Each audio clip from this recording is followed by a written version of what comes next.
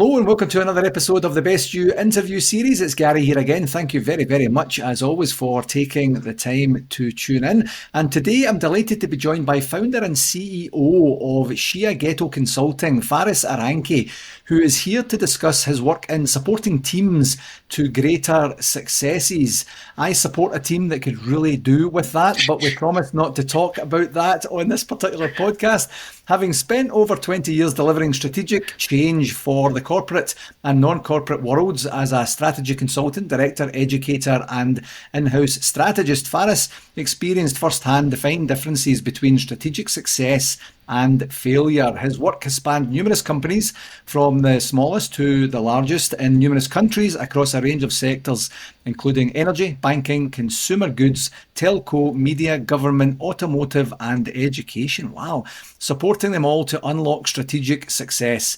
Faris came to realise that often what hinders institutions from achieving their goals beyond the quality of their strategy, it is their ability to engage effectively with others at all levels and remove barriers in their way that can be the real barometers of success. This knowledge has formed the foundation of Shiageto's workshops, courses and methodologies. Faris believes that any firm or team can adopt these improvements.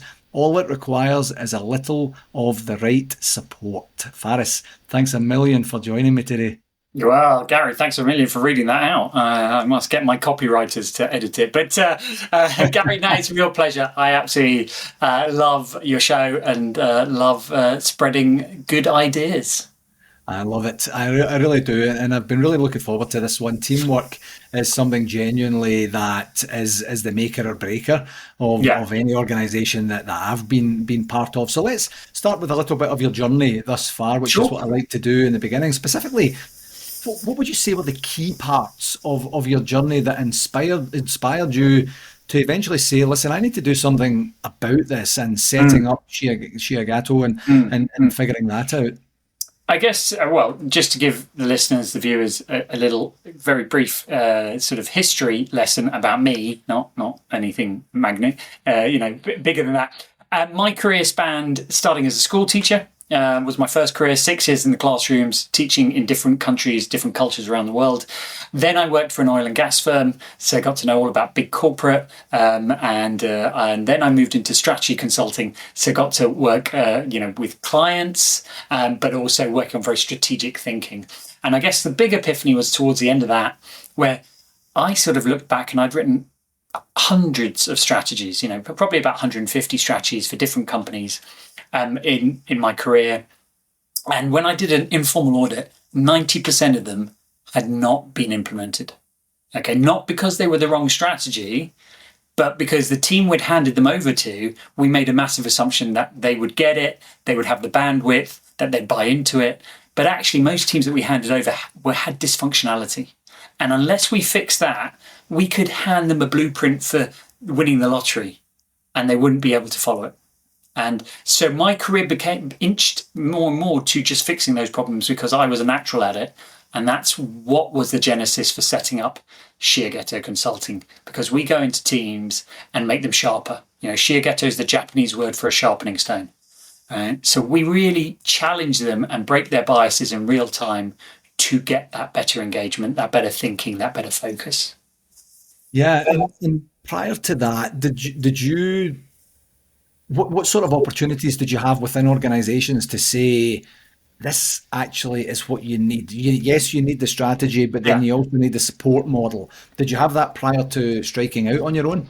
Not minimally, but often when you're hired as the IQ people, right, tell us what to do, that's the end of your input.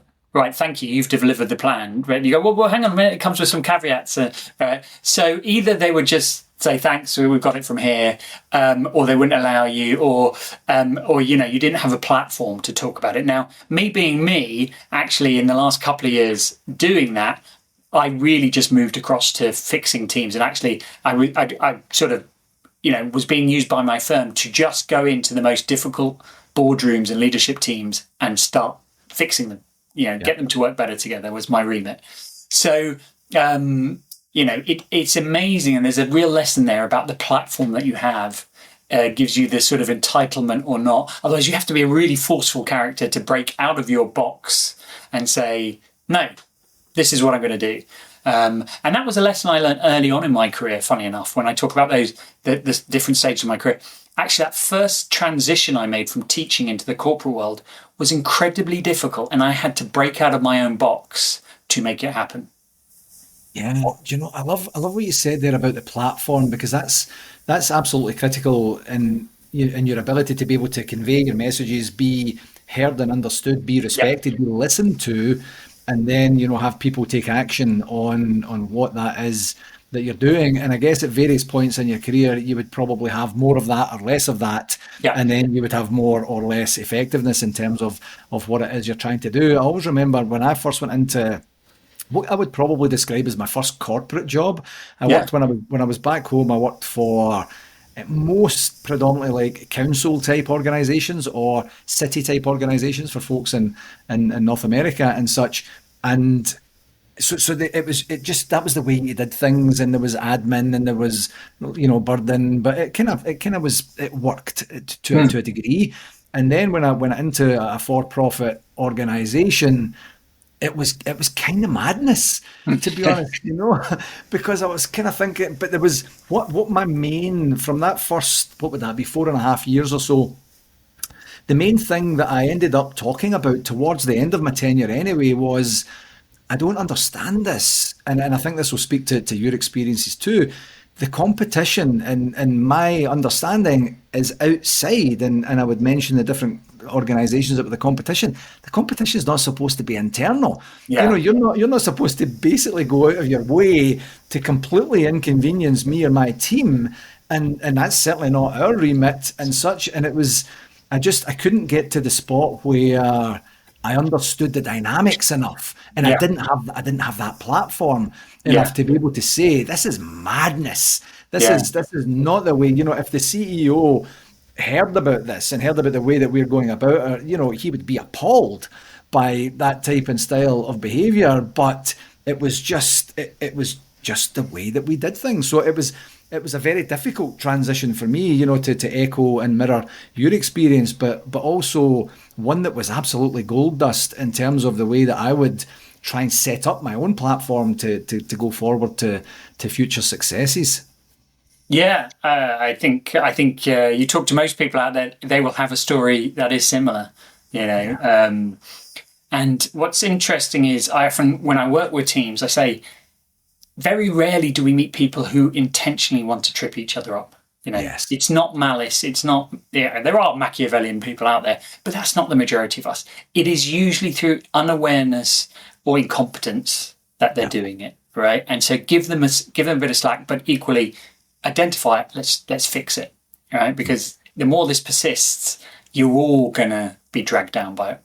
Yeah, exactly. And that's a great point and a segue into what I wanted to ask you. What would you say would be the most common barriers between a solid strategic plan and then, the ultimate strategic success, which would be the ultimate goal?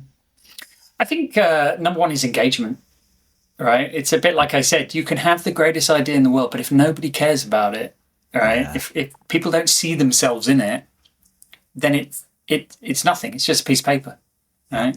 It could be a very expensive piece of paper. So that's the single thing. And so many technical people or high IQ people assume because it's a great answer and it's shiny and it looks great that people will instantly go, great, I'm in. Yeah. But people aren't like that, right? They're more emotional than logical. And unless you take the effort to win over their emotions, it's just always going to be that piece of paper. And that's one of the single barriers that it's, again, you could say it's laziness. They're not willing to put in the effort to sell the idea or get people engaged and speak. Or you could say it's unaware, they're unaware of it, that they need to put in all that effort. But that's what stops great ideas from great strategies from taking flight. Yeah. And it kind of reminds me of a main mantra that I have in my life, which was a gift to me from an old neighbour, was people can put up with anything, almost anything, Yeah. as long as they know. Yes. And even if it's what they could perceive to be bad news, ultimately the end of the conversation would be, well, thanks for telling me, thanks for letting me know, not what I wanted to hear, but now I know. So with that mantra at the forefront of everything, when you speak about buy-in and you speak about investment and the ability to be able to deliver this, I think a lot of times, in my experience anyway, it's been, especially when I was managing projects and organizations, you would go along and sometimes have the assumption that everyone knows what you know. So then you go along saying, this is why the project is happening, this is why it's happening now, this is who is sponsoring it, this is what the ultimate end game is supposed to be, and this is why it's important. And a lot of times, again, kind of back to my earlier corporate days, I would go and then it would become very, very apparent very quickly. You haven't been told a thing about this, or what you've been told is completely the opposite of what we're actually trying to do here. So let me sit you down and tell you what I know. Yeah. And that became a very important strategic, lever for me to pull, to be able to say, the first part of the conversation is, Faris, how much do you know about this? I have a communication slide deck, but let me sit down and talk to you about this. And then eventually you go, oh, wow, no, that is not what I thought this was. Yeah. Then we're having an educated conversation. Yeah. Just as you were telling that, I was thinking back to being a junior consultant, and I was working on this project for a company, and they'd arranged me to do some interviews with some senior staff. And I walked into this room with this lady, and I started going through the checklist of questions that I had, which were about this new product. What do you think about it? And she was really just bottled up, and she would monosyllabic answers. And I was like, this is weird. So after a few minutes, I said, sorry, can I just check? Why do you think you're here? And she said, this is to do with the redundancy program. My job's at risk. And so I'm not going to give you any answers because then you might fire me. And I was like, oh, no, I'm on this. And I was like, did nobody tell you? And she said, no, I was just told to turn up to this room at this time and meet with a consultant.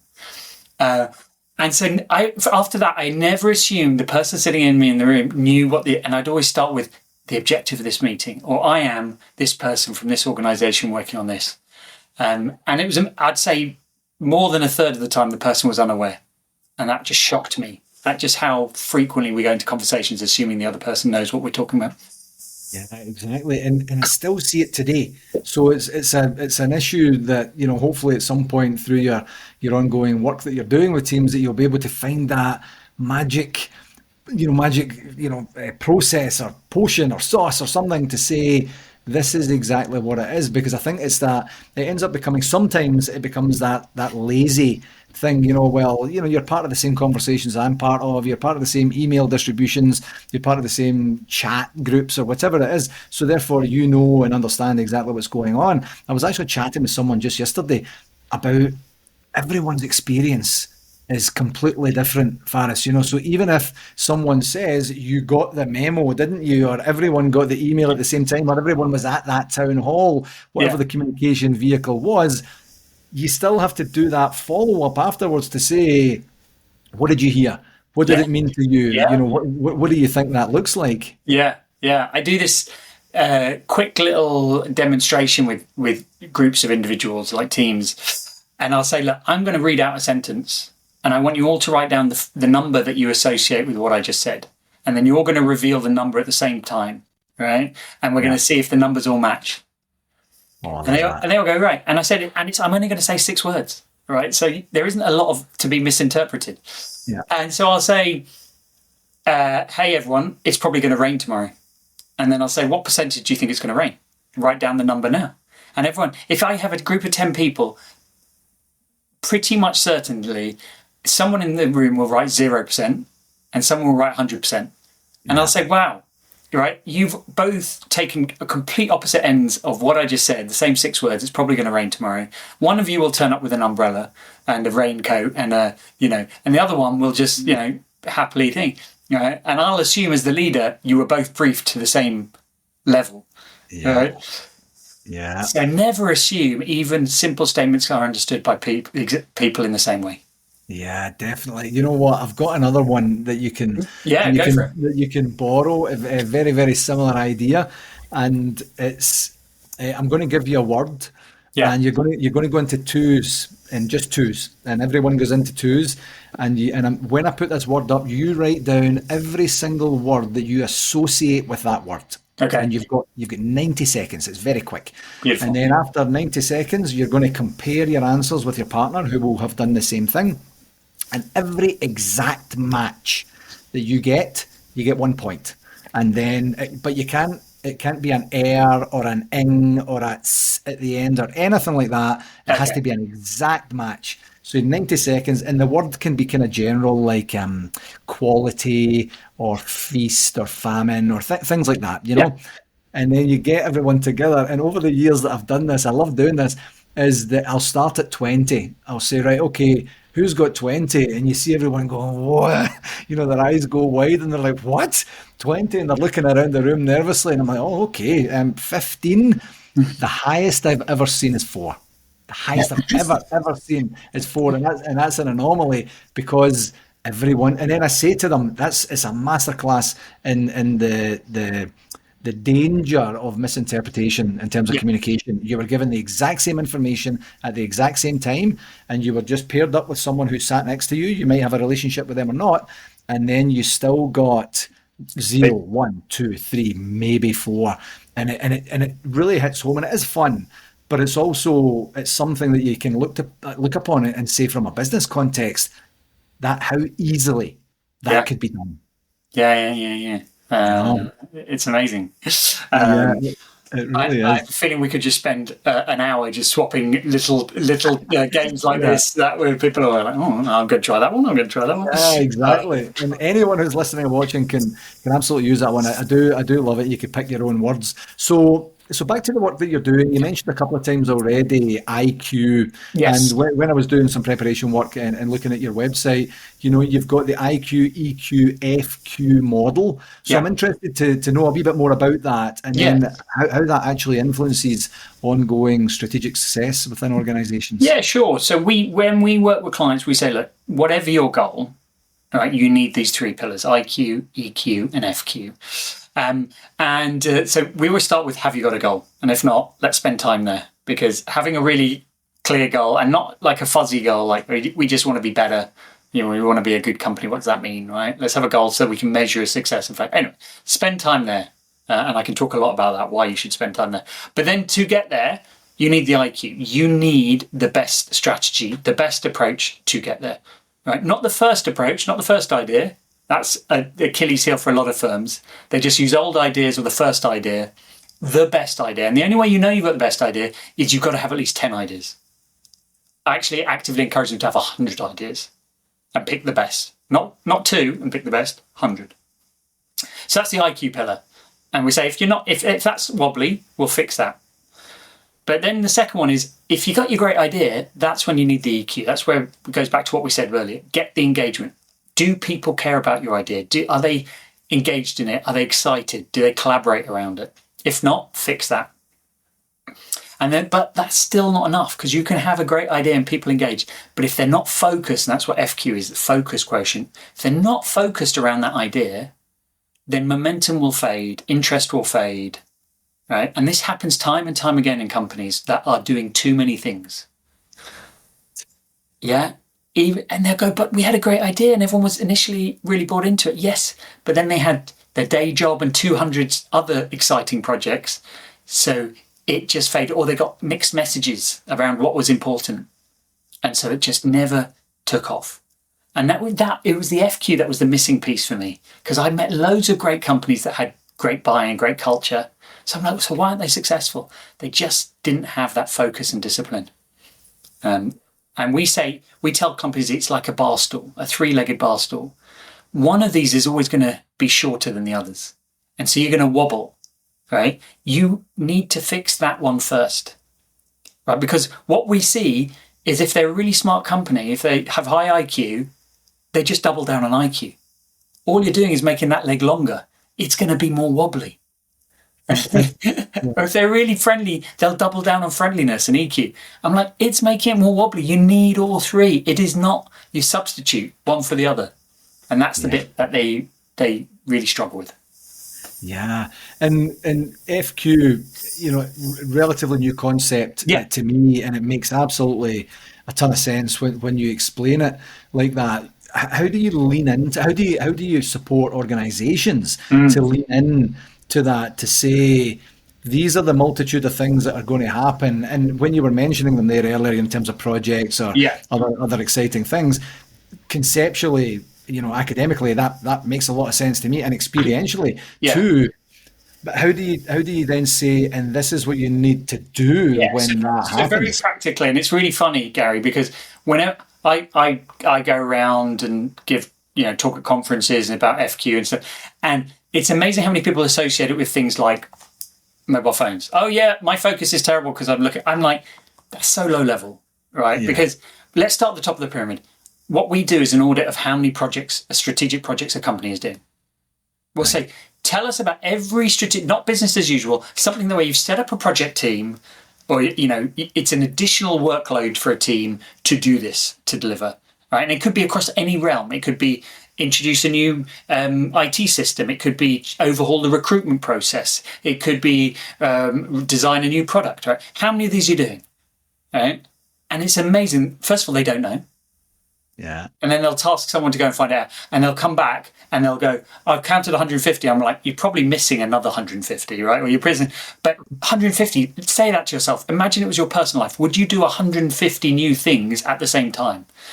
No, right? So we start there. Let's do an audit and let's rationalize that, right? I'm going to get you to make some tough choices because that's what you need to do as the leaders of this company.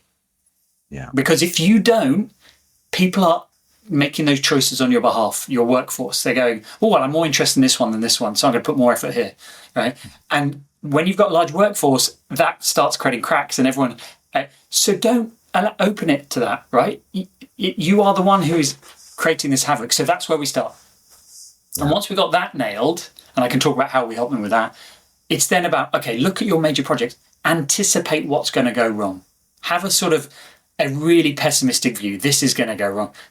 Then remove those barriers. That's what really ruthless focused people do, right? They don't wait till they get to a barrier and they don't. And I often give a stupid example. I say, how many of us have been in an office where the printer doesn't work? Back in the days when we used it, right? And everyone goes up to the printer, the same thing happens. Everyone kicks it, everyone presses it. I'm like, that thing is probably sucking up hours of your company's time. And the simplest thing is just get a new printer, right? That is robbing you of FQ. And the first time someone complains that it's not working, just get a new printer. So now that's a really micro thing. There are much bigger things that fit into that same category that you can be doing to really remove the friction and just get people to, no, this is what you need to be working on. No, and that could be get rid of meetings that are unnecessary. It could be get rid of, all these things that are just chipping away at your focus.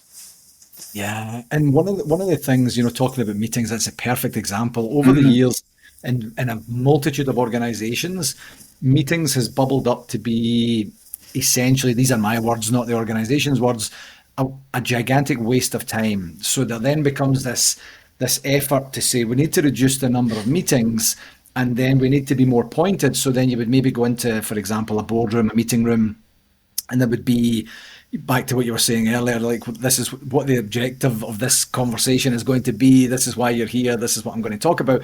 And you get that opportunity. They would basically write down an agenda that would be like a little placeholder in the middle of the table. And then you would see a discernible change in behavior until you didn't. And then it would just creep back in again and creep back in again and creep back in again. And I think that's one of the things I struggle with. So I'd love to know how you combat that human tendency to revert back to areas of comfort or old habits, Yeah. in terms of the old habits die hard, to say, this is, and I'm just making this up now, but this is the cycle. You're going to get excited, you're going to do some really meaningful stuff, and then you're going to get complacent and you're going to have these bad habits that are going to be dragging you back. And this is what you have to do in those moments. How do you handle that? So it happens time and time. It happens to us, right? So first of all, get the good behaviours ingrained, but do not rely on try and codify them, try and make them into a process. So have a rule from now on. This company does not run meetings where somebody cannot stand up and at the start of the meeting and say the objective of this meeting is X. Because if no one can do that, the rule is we cancel the meeting immediately. So put in rules. So don't leave it down to, oh, well, the host is going to be a good host, so he'll make sure that. No, this is just the rule. This is how we do stuff here now. All right, codify it, put it in the rules. But even then, people are going to lapse. So, we encourage gamification, right? Have competitions, right? So take pride that you do this. So when someone new joins, we're going to take a meeting to explain how we run meetings. So you carry on and this is what turns into your culture, this pride, this game. So we often use gamification and accountability and things in the start to make these habits and culture and values. And it's amazing how quickly they get coded into a business. But the biggest problem then is turnover of staff, because if you turn over too quickly, that memory loss is. So there's also a factor around, how quickly you're onboarding people, how, what that onboarding process is. Because if that is skipped, then these bad behaviors creep back in, or a new culture will creep back in pretty quickly. So it's an ongoing, and this is what a lot of leaders or a lot of people struggle with. They go, I've fixed it once. Why do I have to fix it again a year later? Well, it's like all things. You've got to be constantly working on it. Maintenance. So I imagine the majority, and I'm completely making this up, I just have an assumption that the majority of times that you're engaged, it's not when things are going absolutely perfectly and swimmingly well. It's when something has either completely broken or looks like it's getting to that stage. So you're then entering an organization that's already under duress, and people are experiencing various forms of stresses and strains and emotional turmoil. How do you end up dealing with, and I know this is a very broad question, but genuine resistors to, you're just one more thing that I'm being asked to manage here. I can't cope with you. I can't handle you. I don't want to talk about gamification. I don't want to talk about any practices or processes or anything like that. I'm just doing what I can to survive here. How do you deal with the resistance factor? Yeah. So like the FQ bit. So number one, don't add to their workload. Right. Yeah. You're not going to engender yourself if you turn up and go, we're going to need extra meetings for this. So we always try to fit in exactly where they are. I'll say, you don't need any additional meetings. We'll just come and join your regular meetings. Doesn't matter what you're talking about. Yeah. Okay. We're not going to introduce new coaching sessions we're just going to, if we can't do it in the time that you already spent together, then it won't be done. Right. So I assure you, but you've also got to build up trust very, very quickly to allow you to have the remit to try things, right? And you're right, Gary, if you give them labels, if you go in and say, I'm going to gamify they're going to switch off. Yeah. Right? So I often don't talk about those things. I'm just here. Oh, I'm going to make one small change or run recommendation. Let's just try this. All right? Go with me for this one time. And it's got to show results or benefits pretty quickly, right? I often talk about human beings are about whiffins and whammies. Right. Have you heard these phrases before, Gary? I see you smiling. I've heard of Whiffim, what's in it for me? Whiffim, what's in it for me? Right? Every human being is self-interested. What's in it for me? Why should I care? Right? So, and the more you can give them their whiffims, the more they'll engage with you. But they also at the same time have whammies. What's against my interests? Oh, I don't like that. Oh, that means I'm going to have to work later. Oh, no. Right? Yeah. So, whenever I meet a human being, in a business context, I'm trying to work out their whiffins and whammies, and usually people will give those to you in half an hour if you ask them the right questions. And so then in a meeting or when I'm working with a team, I just try and give as many whiffins as possible and avoid the whammies. And it's amazing if you do that and you've got a bit of trust and you're not adding extra workload, how people will go with it. Oh, well, that sounds fun. Yeah, I like fun. Oh, yeah, okay, I'll try this new thing during the meeting. Oh, that means we finish the meetings 10 minutes earlier. I now like this, so I'm going to do this off my own free chord now in meetings. And that simple structure has allowed me to do some pretty wacky things with teams, which they've then gone, wow, I like this. This works. Even if Faris wasn't here, I'm going to still do this. Yeah. It's building up that positive legacy, once you're outside the building. One of the things I was thinking about in terms of longer term strategic investment, there might be some times I imagine where you say, look, you do have to have a pause. You do have to sit down and talk about this as a separate conversation Yeah. because it's something that's materially holding you back.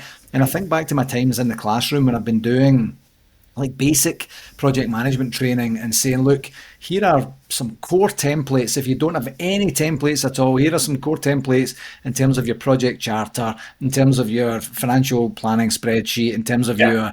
your status reporting and Yeah. whatnot, whatever that looks like.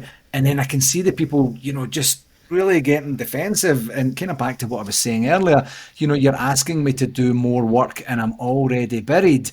And I have to go on a little bit of a convincing campaign to say, you have to trust me on this. If Yeah. you try this and you consistently use this, you're not pushing any problems down the road. You're having educated conversations up front, and you're actually dissipating any potential resistance because you're dealing with things proactively. At some point you have to stop and do this instead of continuing to go Yeah. down the path as well. Do you see similar or I see similarities similar in things, but organizations? I'm just going to challenge.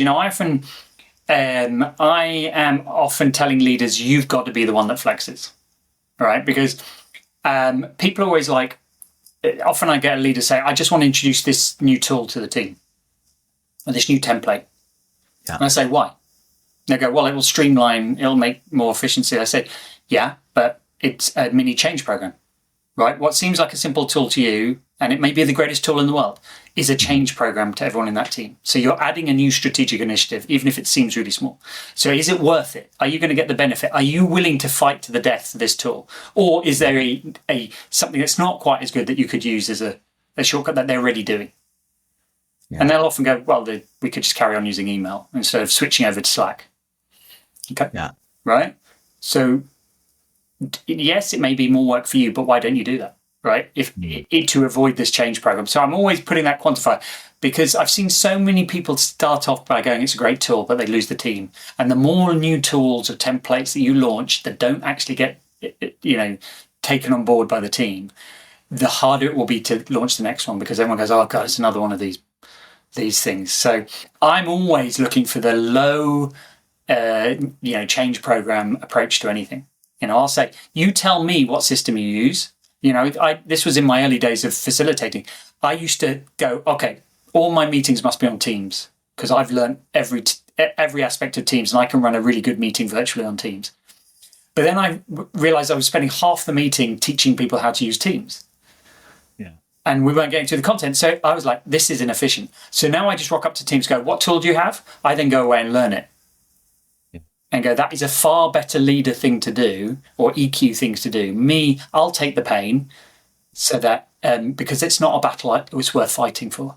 There are other battles I'm going to spend my fighting currency for further down the line. So yeah. But other times you're absolutely right, Gary. It is worth introducing that tool. So use your currency, fight hard.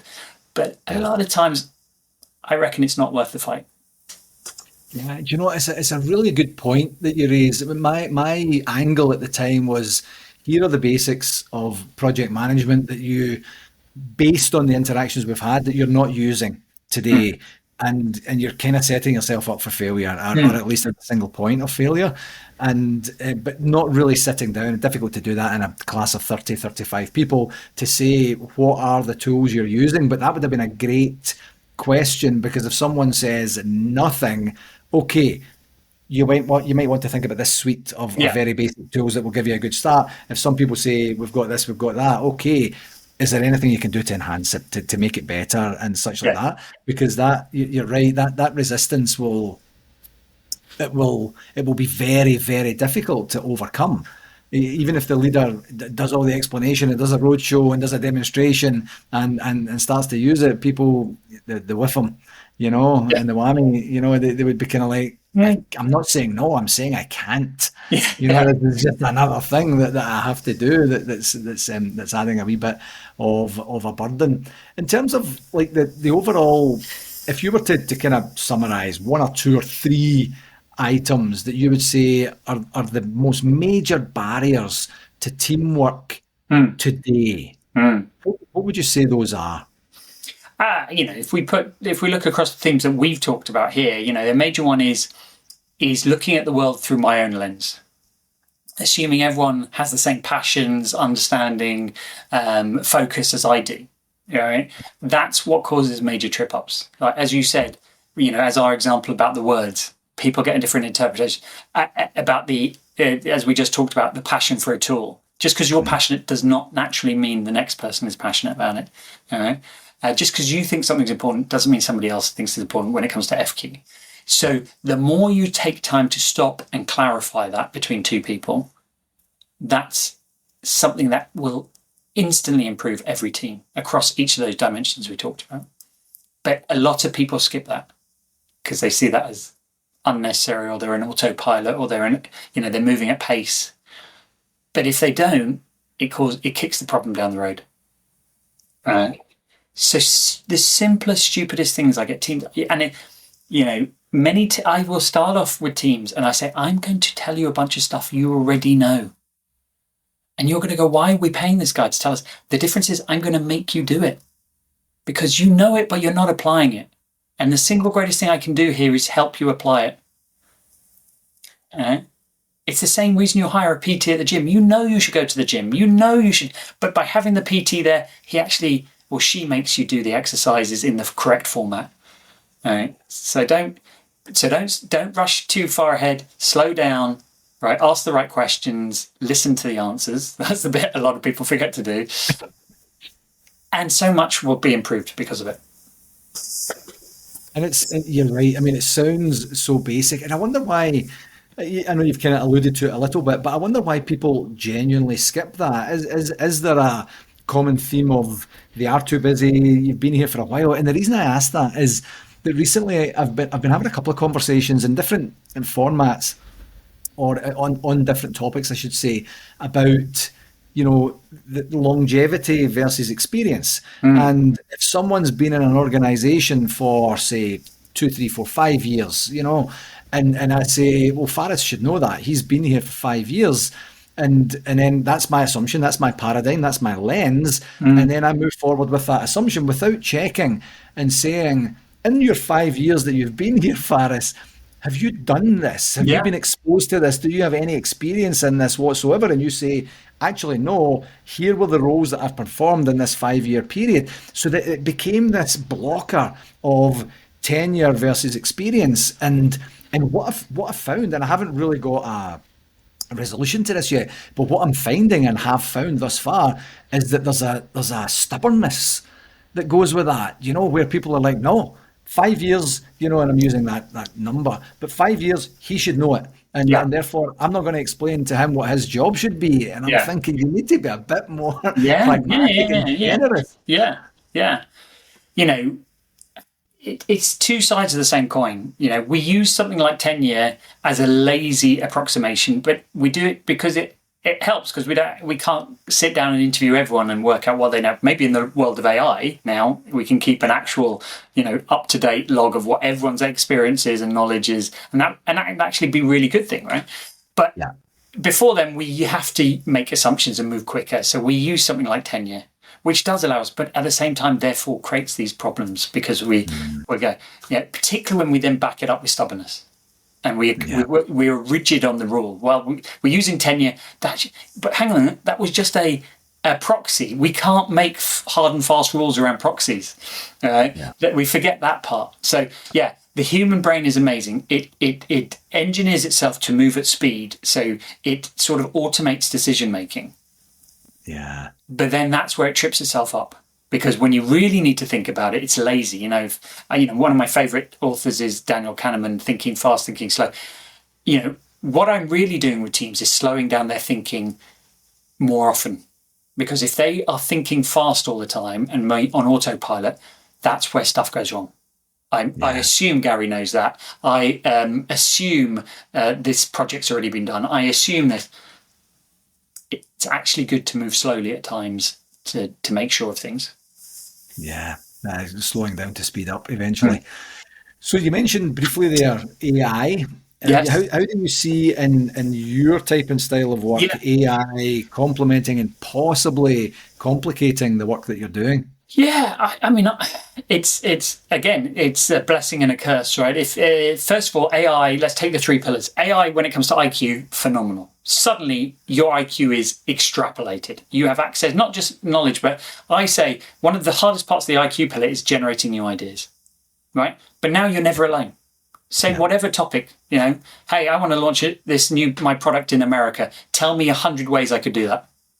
Yeah. Suddenly you've got those 100 ideas and you can then assess them. Whereas before you were just relying on your brain going, well, I know this one way to do it. I know the second way, right? So AI in the IQ pillar, phenomenal, right? You can even ask it, what are we missing? Here's our plan, feed it in. What are we missing? You're missing these 70. Oh. Yeah. But IQ in the EQ, sorry, AI in the EQ pillar, terrible, right? Because what's happening is people, and it's not just AI, it's technology. People are having asynchronous conversations, so they're losing the ability to say to another human being what they really think in real time and have difficult conversations. And actually, we're seeing more and more of our work in that space where actually what's the problem in teams is they just don't know how to deliver bad news without falling apart and hating each other or taking it really personally because of AI. Because, AI doesn't get upset with you. AI delivers things and technology. I can easily text you a message about how angry I am, but tell you the same message to your face in real time. So I'm going to avoid that. Or I'm going to go back to my desk and send you an email telling you what I really thought. Wow, how bad is that, right? That's going to make it 10 times worse. So in the EQ, we find is getting less and less because of technology, and AI is accelerating that. Great for my business, terrible for the human race. And then AI, when it comes to FQ, it can go either way. It can make you ruthlessly efficient by reducing, some of your task load because you're passing it on to AI to do. But equally, as shown by doom scrolling, right? If you're not using the tool well, it can be a massive distraction and take you off on tangents. So it's really how you sort of make use of that tool. But yeah, a tool is just a tool. It's what you use it for is the impact it'll have. Absolutely. And there's an absolute level of intentionality Yeah. to that, and I think one of the benefits of AI is to the majority of the world right now, it's still this new thing, certain sectors, maybe not. So you have that opportunity to say, right, okay, how do I want to find out about this? How do I want to know and understand this? How do I want to use this? How much time am I willing to do that? And what happens if I feel like I'm getting sucked in? And then doing the AI version of doom scrolling and such, and I would encourage people. I hope that people take that opportunity to do it with intention, rather than just jumping in and then in an X amount of time later saying, I'm completely lost. Yeah. I don't know who I am. I don't know where I am. I don't know what I should be doing. I don't know if it's actually me that thinks this, or it's just my device that's telling me that I think this, and I'm completely out of any realm of reality that I'm hoping to be in. So it's certainly food for thought going forward as to what that looks like. 100%. It's still to be played for. That's the good news, right? It hasn't. Right? But if you don't get on board and do it intentionally, it will sweep past you like many other things in life, and you will end up where it wants you to end, or other people want you to end up, not where you want to end up. Yeah, 100%, 100%. So as you know, Faris, this is called the Best You interview series, and I like to take this opportunity to ask every guest, what regular practice do you employ that gives Faris the best opportunity to be the best version of himself? I do. You won't be surprised, Gary. I do a variety of things. I guess the things that I do that makes me be the best version of myself, and is tied into a lot of our conversation, right, is I constantly challenge myself, because you can get overconfident in your abilities, but also I find that the more times you challenge yourself, and it's the old step outside your comfort zone, I do it in micro ways so that when a big change or challenge comes, I'm more prepared for it. So what do I mean by that? Every month, Gary, I'll set myself a stupid challenge, right? And it might be something like, this month, I'm right-handed. I'm just going to brush my teeth with my left hand. Right? This month, I'm not going to use Google Maps. Right? This month, I'm going to learn a month of Japanese every day, right? Just to stretch my brain and so it gets comfortable with being uncomfortable. And it doesn't matter if I achieve it or not. It's that constant kind of thing, because I know the benefit that does. And that kind of extrapolates into other things. Right? Every week I'll set aside time to meet random new people, for example. So now, I'm not saying to people listening that you have to adopt my approach to life, but this is what I do to be the best version of me. Yeah, I love it. And you're experiencing that constant growth. Yeah. Each and every day. And as you say, then when it becomes the actual changes and such, you're the one that's the cool head or the calm persona. They're saying, we'll figure out what it is and we'll move forward from here. Yeah. Yeah. So, yeah. I love it. So where can people find out more about you and Shiageto? Yeah, well, come and visit Shiageto's website, shiageto.com. I'm sure we'll put that in the note. Or come and find me personally. LinkedIn's a really good place. I spend a disproportionate amount of my time there. I post every day little tips around IQ, EQ, FQ, and what's going on in my life. And I answer every DM. So come and find me, come and connect, come and follow, and we'll carry on the conversation. Perfect. Faris, my friend, I knew this was going to be a great conversation. I had a great time today. Thank you very, very much for coming on the show. Thank you very much for having me, Gary. Hello again. Thanks again for tuning in to this episode, and I do hope that you found it valuable and gained some insights. I do have an ask for you. If you enjoyed this podcast, I would absolutely love it if you would connect with me on my socials, and that's at LinkedIn, Facebook and YouTube. Just search for my name and do whatever it is you need to do there to follow me and stay updated with all the latest content, tips and discussions. And for any more resources that you're looking for, feel free to visit my website, garygillen.com. And while you're there, you can book a free, no obligation 30-minute coaching call directly with me through the site. Whether you're looking to enhance your performance or tackle a new challenge, I'm absolutely here to help you succeed, and I would absolutely love to hear from you. Thanks very much again, and until next time, keep pushing towards your goals and getting better each and every day, my friend.